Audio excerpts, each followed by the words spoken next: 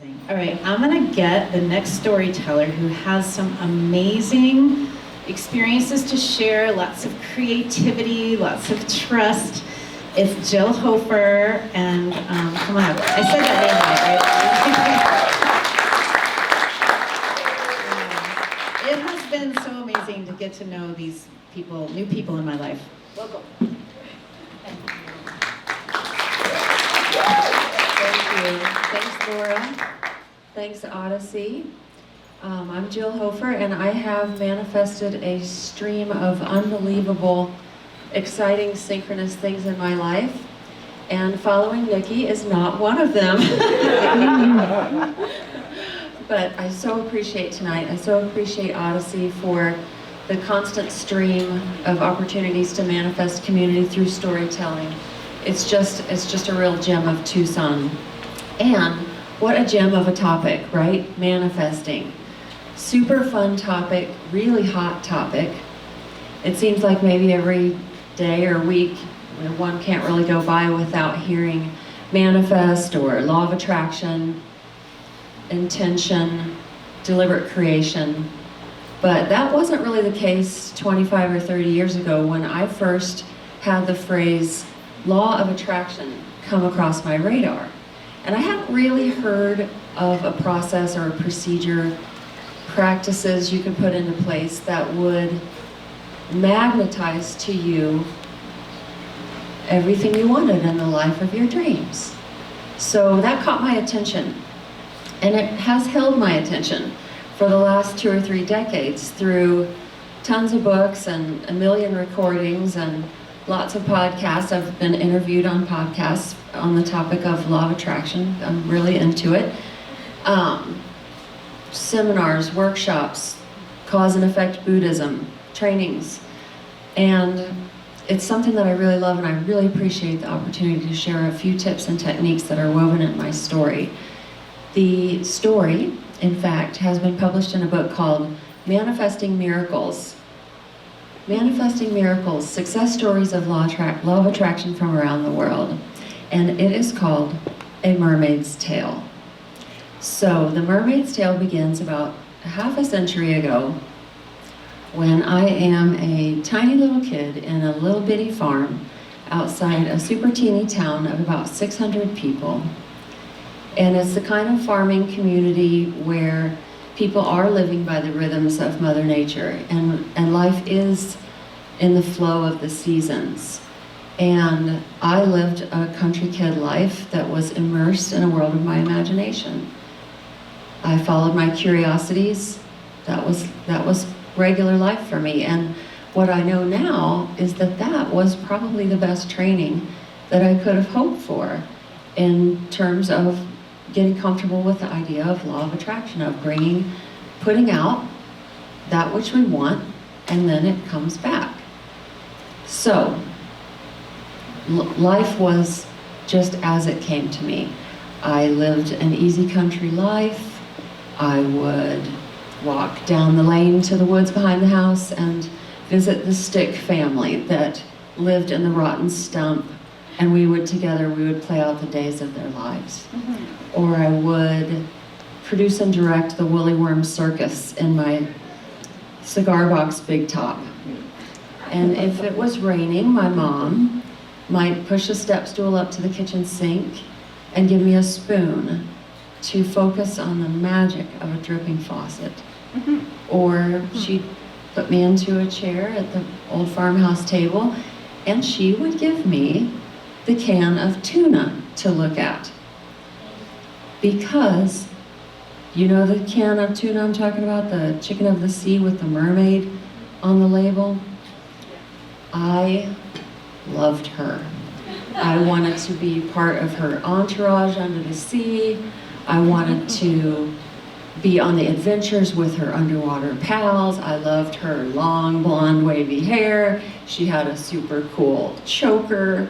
I could feel that magic wand, her star-topped wand, bright, just granting wishes every which way. I really focused. The world around me disappeared, and I felt what it was like to be with her.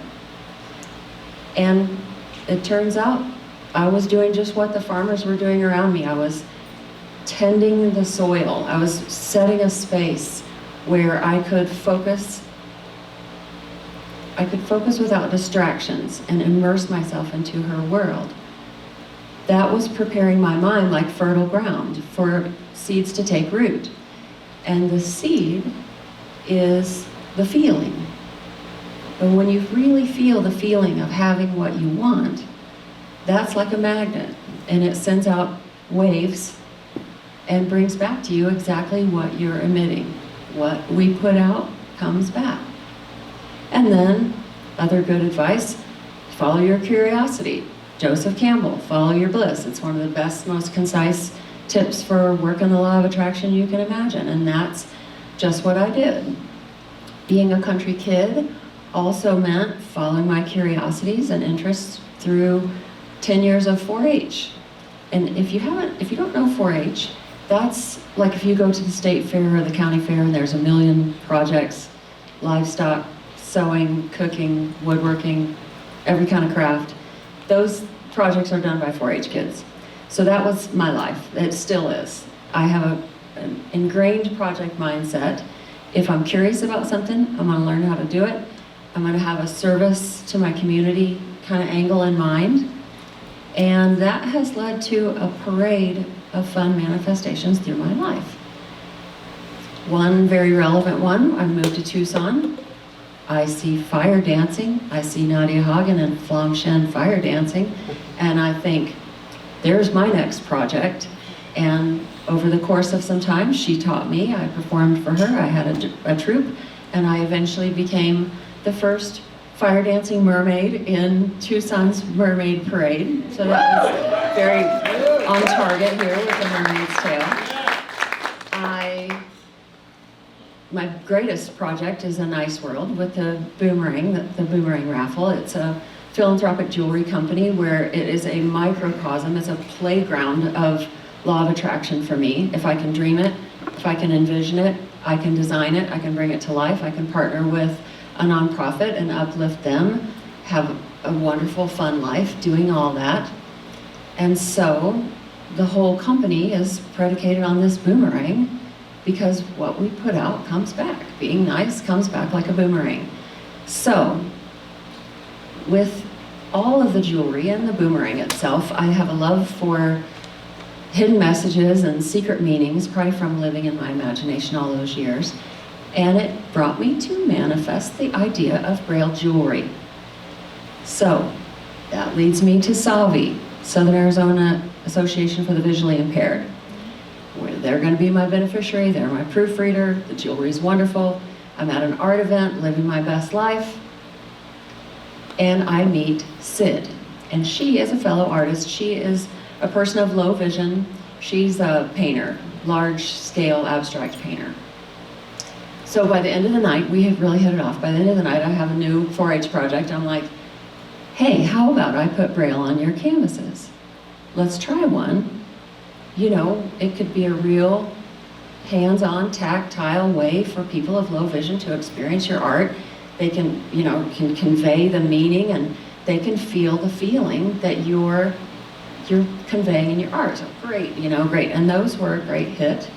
But the best part of all was time with Sid. And I would go across town, I would be beating her canvases, and she was probably 70-something.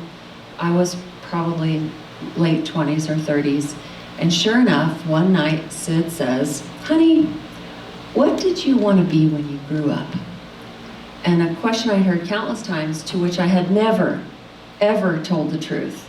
My go-to is marine biologist. Sounds really smart and very ecological. But I got an impulse and I followed it. And I said, well, Sid, if you really want to know the truth, I desperately, more than anything, wanted to be the mermaid on the tuna can. Yeah. And at which point, Sid's face kind of falls. So I'm thinking, great, honesty. That's working out real well for me right now.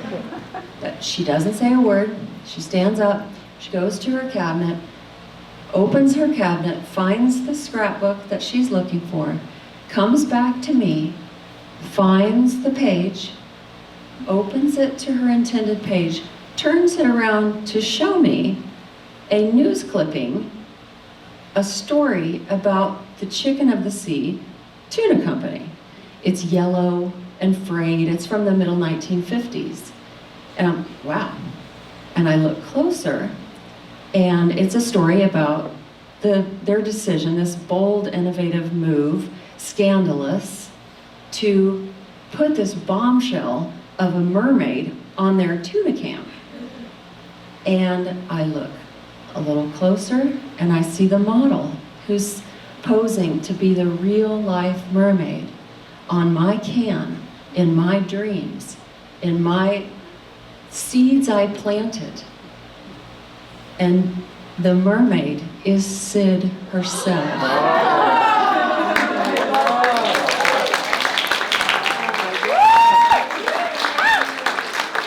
So, she manifested that moment, I manifested that moment. We're all here manifesting this moment together. And thank you so much for listening to A Mermaid's Tale.